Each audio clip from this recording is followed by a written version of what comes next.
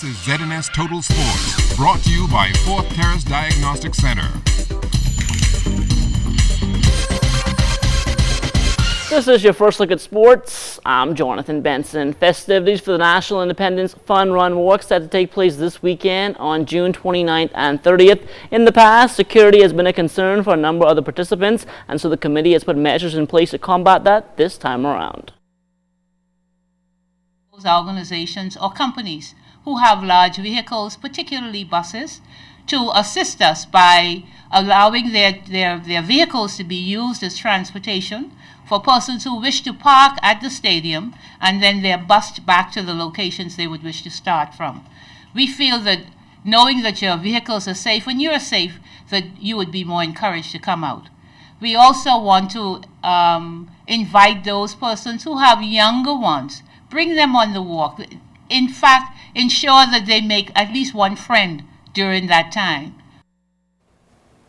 Well, the Bahamas Olympic Committee has taken the lead when it comes to assisting with youth in the inner city, and through this initiative, Vice President Ron Donaldson is hopeful that the BOC can encourage others to follow their example. Our mandate is to go around and promote sports as a whole, every sport, not just track, not just say soccer or any swimming. We want them all out there. If the child can come out the house and hula hoop on a Saturday, or shoot marbles, or throw a frisbee, I mean, it's sports for all. That's what we're interested in, and just keeping the kids doing something constructive. And I mean, for me, I didn't go to college. All tennis, and that's how I'm living today, paying my bills, all tennis. Well, after playing an instrumental role in the development of basketball in the country, Judy Hamilton decided a while back to take a break from the sport, but recently she made a return in hopes of making an even bigger impact than before. It's the love of the sport, and I felt that I have some unfinished business. I feel that much more could be done. I see a ray of hope, and I'm going to use that ray of hope to start to continue what I first started into basketball. Were you disappointed being away and you saw some stuff happening in basketball you were not pleased with? I saw no growth. I saw some girls that were playing for 25 years still playing. That means we have not grown. That means no growth has taken place. So then we had to use an avenue to get the new growth, inject new life, new blood into the system so we could see the growth as it goes through. Just days before departing for the first international track and field meet of the summer, our CAC age group team was given a proper send-off last night by the B3As and the Ministry of Youth, Sports and Culture. The 8-member team will travel for competition in Curacao on June 29th and 30th. Leading the way in the girls 13 to 14 division will be Carifta bronze medalist in the 400 meters, Denisha Anderson. She will be joined by Christy Colley. The 11 to 12 girls will be made up of Tyler Lightbourne and Kennedy Culmore. The 11 to 12 boys will feature Blaze Darling and Tomasio Bullard, while the 13 to 14 boys will consist of Branson Roll and Kenwan Bain.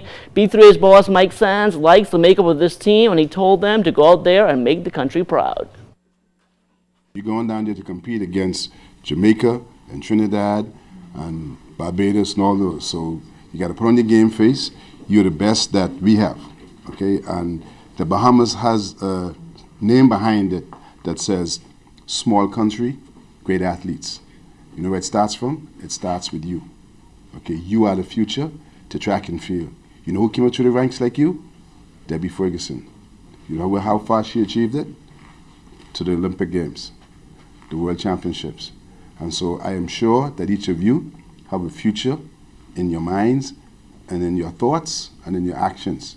So I want you to go out there, focus on what you have to do, and it gives you opportunities.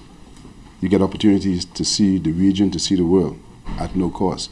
Number one. All right, B3. Also taking the time out to speak to the team was Sports Minister Dr. Daniel Johnson. 90% of everything you do in life is what? Is mental. Okay, and you already are among a group of people who do things very well. So don't when you get into this level, don't struggle to do what you're doing. You relax and do the best you can. And so my role is really just to tell you all this evening, congratulations in advance. I am sure you all are going to do very, very well. I'm sure you're going to be competitive. I'm sure that you all will show the Bahamas proud. Well, the marquee event at this past weekend's B3's Nationals was the men's 400 meters. LaToy Williams came out of nowhere and finished second in 45.26. With that run, LaToy proved that his injury problems are behind him, and he's now looking to regain that form he had while posting a 44.73 personal best at the Junior College National Championships a few years back. Like I said, I'm feeling great. Qualified for World Championships as well as CAC. So gotta not represent myself no more, just Freeport, but I represent my whole country. How's it been over the last 2 years where injury has been plaguing you? I mean, injury is never a good thing for an athlete, but I just try my best, try to stay mentally strong, let my family and my supporters support me, and they helped me bring it all through it all, especially my mom, so thank God for her. Well, during the Bahamas Baseball Federation's Andre Rogers Nationals over the weekend, Daniel Lowe from Williamsport, Pennsylvania conducted a certification course for local and international umpires, and he says it went very well. The certification is more about they're learning the rules and regulation of the game and the mechanic of the games. The mechanic, where to go and where not to go in various places. Were they evaluated in class and on field? Yes, they were. And how many passed? Well, we evaluated about 5 guys at this trip I came. And 5 guys are from Nassau. And they did a good job. But as I say to them, that is not just one training now. They just got to keep on repeating. And the more they do, the better they get. Officiating in this tournament, how would you rate it? How would you grade it? They were above average, good enough, but they need more experience. And as the more you play and the more games they do, they get better. Well, the Independence Drive Church of God recently held an installation service for its new senior pastor, and as Julian Gibson tells us tonight, it's a very prominent name from the local sporting community. You know him as volleyball coach Jomo Smith. Well, get used to calling him Reverend Dr. Joseph Smith. I grew up with the fear of the Lord in my life. I always feared the Lord. And when I was introduced to sports and traveling the country, traveling the world, and seeing different culture, how people worship, who they worship, you know, it caused me to think back on why my grandmother was so stringent on us, and she made us to understand who the real and true living God was. For Reverend Dr. Joseph Smith, he has heeded the call and he went into the ministry. It was a Christmas Sunday, 1991. I rededicated my life to the Lord because I had wandered, I had strayed, but I came back home like the prodigal son. And God has been using me ever since, from then to now.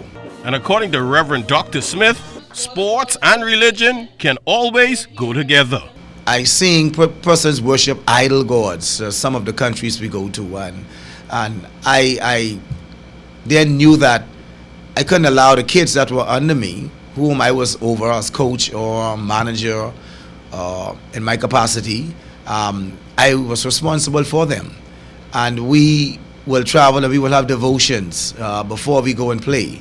We would have the team captain to always pray and cover the team. So we had like a ministry within national teams or within local teams. Reporting for ZNS Total Sports, I am Julian Gibson. All right, thanks a lot, Julian. And that will do it for sports. But don't go anywhere. There's more to come after the break.